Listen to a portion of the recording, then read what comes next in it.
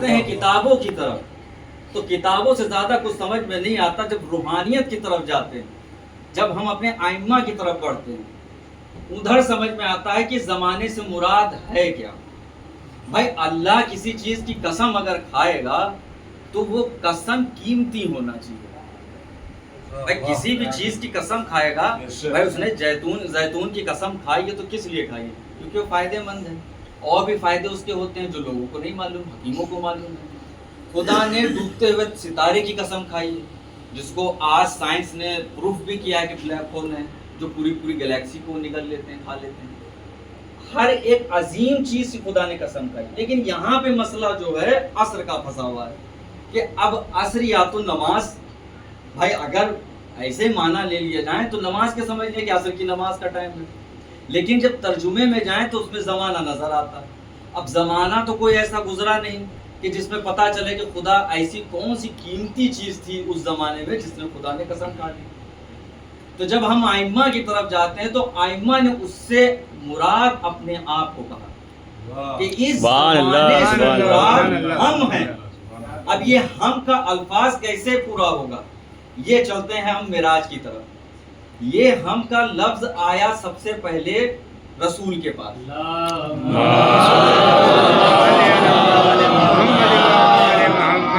سب سے پہلا زمانہ آیا رسول کے پاس، میں رسول کے اوپر قرآن آئی ہے، اس سے پہلے میں جاؤں گا نہیں، قرآن اور رسول تک رہوں گا۔ رسول کے اوپر قرآن نازل ہوا، اسی وقت آخری پارے میں یہ سورہ آ گیا۔ اب زمانے کی جو قسم کھائی تو پہلا تو زمانہ رسول کا ہو گیا، پہلا زمانہ رسول کا ہو گیا۔ اب رسول سے جو دور بھاگے وہ گھاٹے میں تو ہی ہے۔ اب اس کو سمجھیے قرآن خود سمجھا رہا ہے عصر اور زمانے کو، کیونکہ عربی متن میں عصر ہے اور اردو لفظوں میں اس کو زمانہ لکھا گیا۔ تو اگر رسول کے زمانے سے ہم شروع کر رہے ہیں تو رسول کے زمانے میں جو رسول کو چھوڑ کے چلے گئے تو وہ تو گھاٹے میں ہے۔ اور خدا پھر آگے آیت میں کہہ رہا ہے کہ اور جو صبر کے ساتھ ہیں وہ کامیاب ہیں۔ تو اب صبر ڈھونڈتے ہیں چل کے، تو بھائی رسول کی وفات کے بعد علی سے بڑا صبر کس نے کیا؟ رسول کے بعد سب سے بڑا صبر اگر دیکھا گیا ہے تو مولا علی کا دیکھا گیا۔ بھائی حق لیا گیا، گردن میں رسی بھی ڈالی گئی، بہت سے ظلم ہوئے، اور اتنا شجاع بہادر شخص ہاتھ میں ذوالفقار ہو لیکن میان میں رکھی۔ بھائی اس سے بڑا صبر کیا ہو؟ اب یہی فہرست آگے بڑھائیے، حسن کے دور آ جائیے۔ حسن کے دور میں جب امامت ان کو ملی تو زمانہ ان کا ہوا، بھائی علی کی شہادت ہو چکی ہے، اب زمانہ حسن کے ہاتھ میں آ گیا۔ جب حسن کے ہاتھ میں آیا تو ان سے بڑا صبر کون کرے گا کہ پوری حکومت دے دی؟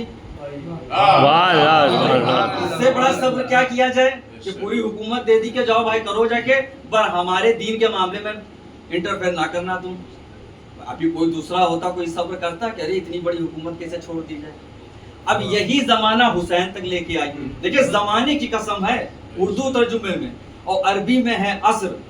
آخر میں جب اس کا نچوڑ نکالوں گا تب آپ کو مزہ آئے گا۔ جب اب آپ امام حسین کی طرف آئیں گے تو 10 محرم عاشورہ کے دن حسین حل من ناصرین ینصرنا کی آواز دے رہے ہیں۔ ان کے ساتھی کتنے ہیں؟ 72۔